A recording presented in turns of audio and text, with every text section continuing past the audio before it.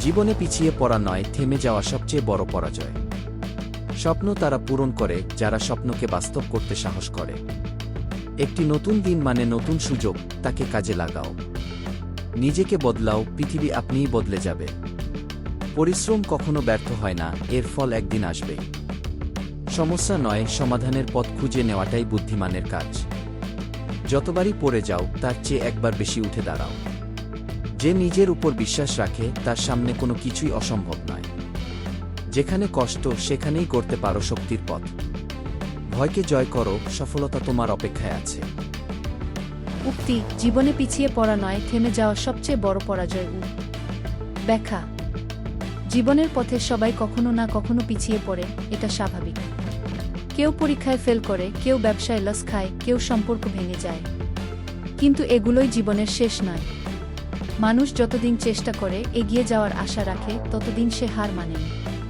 কিন্তু যখন কেউ চেষ্টা করা ছেড়ে দেয়, হাল ছেড়ে দেয়, তখনই তার প্রকৃত পরাজয় ঘটে। থেমে যাওয়া মানে নিজেকে হার মানানো। তাই এই উক্তির মাধ্যমে বলা হচ্ছে, ব্যর্থতাকে ভয় না পেয়ে প্রতিনিয়ত চেষ্টা চালিয়ে যেতে হবে। কারণ পরিশ্রম আর ধৈর্যের গুণেই জীবনে সাফল্য আসে। থেমে যাওয়া নয়, চলতেই হবে। উক্তি: সফল মানুষ কাজ দেখে, ব্যর্থ মানুষ দোষ দেখে। কি ব্যাখ্যা: সফল মানুষ কখনো অজুহাতে সময় নষ্ট করে না। সে ভুল দেখলে তা শোধরায়, সামনে এগিয়ে যাওয়ার পথ খোঁজে। অন্যদিকে ব্যর্থ মানুষ অন্যের দোষ ধরতে ব্যস্ত থাকে, ফলে নিজে উন্নতি করতে পারে না। এই উক্তি শেখায়, সমালোচনা নয়, কাজের দিকে মনোযোগী সাফল্যের চাবিকাঠি।